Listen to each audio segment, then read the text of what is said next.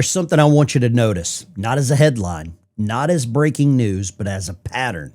Congress can't agree on the border. They can't agree on spending cuts. They can't agree on helping veterans. They can't agree on fixing health care or making life more affordable for families that are already stretched too thin. But when it comes to sending money overseas, somehow the votes are always there. I ran across this yesterday, just doom scrolling through X.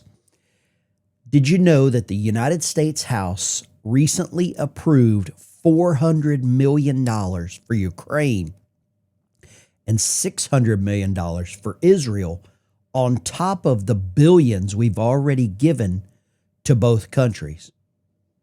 Now, this was a scroll stopper for me. I was like, wait, what?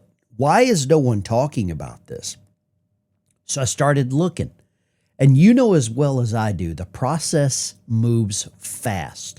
The ejections appear and the money shows up. It's not an accident. That's a tell. Let me show you something here. This is from the Kiev Independent newspaper. They're reporting December 11th, 2025, just a couple of days ago, that the United States House approves a defense bill granting $400 million in military aid for the next few years, going out to 2027. You know what happens right after that?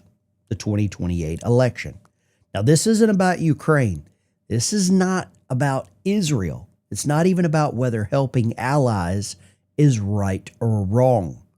This is about priority and what Washington does when it really wants something done. Here is another article from TRT World.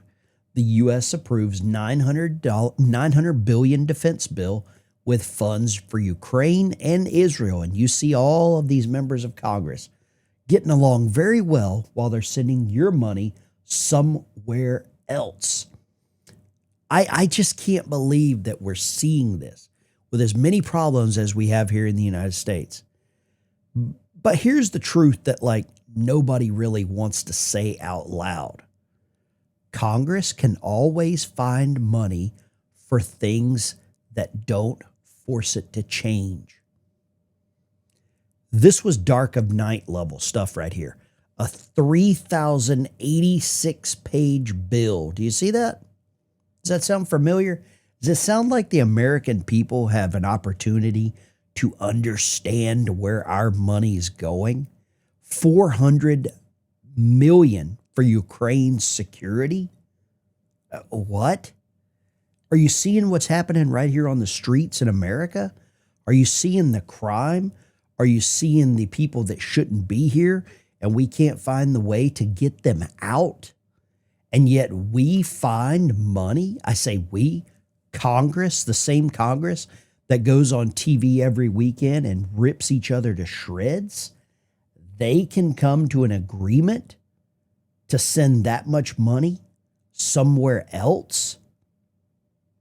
Support for a joint missile defense system such as the Iron Dome for Ukraine and Israel. So yeah, whenever I saw this and I started doing a little snooping, I got more upset. And you can read some of the replies until enough people start calling out the absurd amount of money and influence going in and out of these other countries. We will never be able to control our own nation. We were giving away billions to other nations long before Doge. Doge was the government organization created with the help of Elon Musk to seek out and find this foreign aid and this waste. Something's got to be done here. Foreign aid doesn't require the American people's approval, which maybe it should. Maybe it should require our approval. Put it on a ballot measure for us. The people we're electing to represent us, I don't know if they're really doing a good job right now when they're sending that kind of money to Ukraine. And Ukraine's newspaper had an article out at 2:51 in the morning, laying it all out on how Congress is doing the right thing for them. Maybe we are. But when are we going to start doing the right damn thing for us?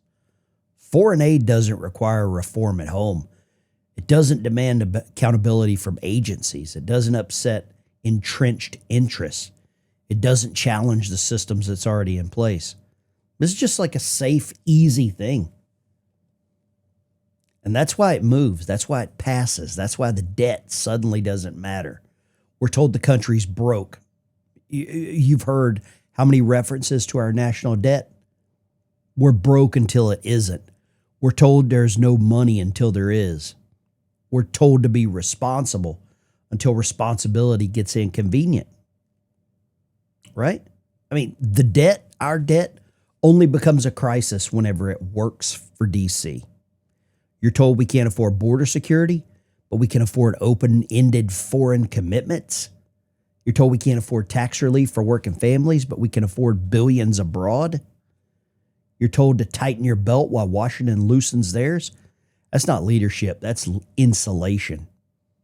I'm going to give you my common sense version of this that every blue-collar American should understand. You don't fund the neighbor's house while your own roof is caving in. That doesn't mean you never help anyone else. It means you fix your house first. America first doesn't mean America only. It means order of operations, chain of command. And my country is buried under debt. We're borrowing money to give away. And notice how this always gets framed. If you question foreign spending, you're told you're heartless. If you ask about debt, you're told you don't understand global leadership. If you want priorities reordered, you're told it's complicated. But that's exactly what's happening. Congress always finds money for someone else. Tell me I'm wrong. I would love to be. When lawmakers want something done, it happens. When they don't, you get shut out. Foreign aid is predictable. It's protected, and it never asks Washington to look in the mirror. Meanwhile, you and I, we're told to wait, to sacrifice, to be patient. Patience isn't starting to look very friendly right now. Here's the part that really matters. This isn't about one vote or one bill. This is about a system that's learned it can operate without consequences, because the American people don't often know what the hell's going on. Every time money moves easily for foreign causes, it teaches Washington the same lesson. Don't tell the American people and just do it. That's why this keeps happening. There needs to be some reform. We need to have something happen here in America. Maybe the Save America Act to limit actually citizens from voting in the United States. This is the Ben Dykes channel. Thanks for watching. I appreciate you.